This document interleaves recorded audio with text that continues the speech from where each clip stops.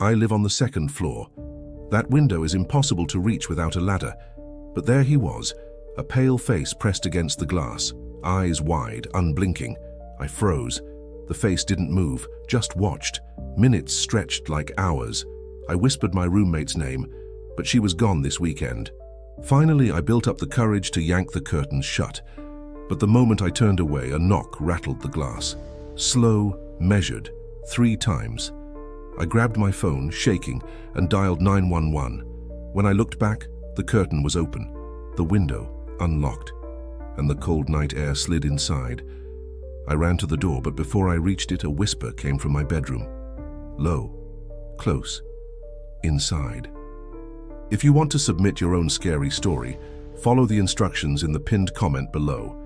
And now, without further ado, let the story begin.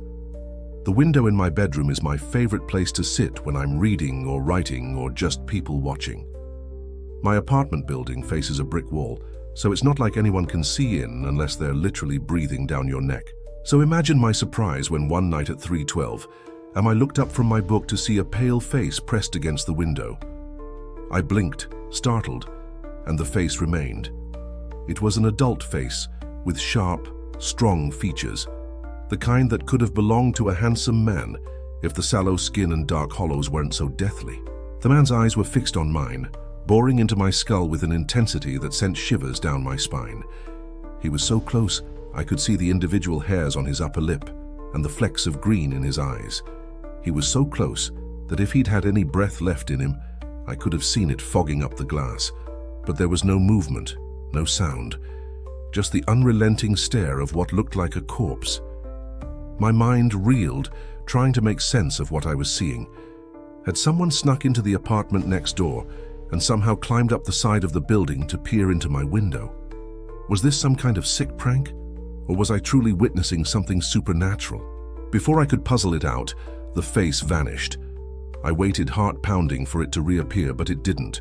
Maybe I'd imagined it, conjured up some figment of my overactive imagination. I tried to shake off the image, to convince myself it never happened. But the memory of those cold, unblinking eyes burned into my brain. Hours passed, and the morning light crept in, chasing away the shadows and dispelling whatever magic the darkness had woven. As the sun rose higher, I began to relax, telling myself that the face at the window was nothing more than a trick of the light, a play of shadows, a figment of my imagination.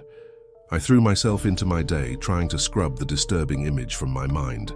But as evening fell again and the shadows grew long and deep, I found myself inexplicably drawn to the window. As if compelled by an invisible force, I couldn't take my eyes off the brick wall across the way. Every time a car passed, I flinched, convinced it was the shadow man come to claim me. Then at 3:12 a.m. I saw him again. He was back at my window, his ghastly face illuminated by the faint glow of the street lamp. But this time he wasn't alone.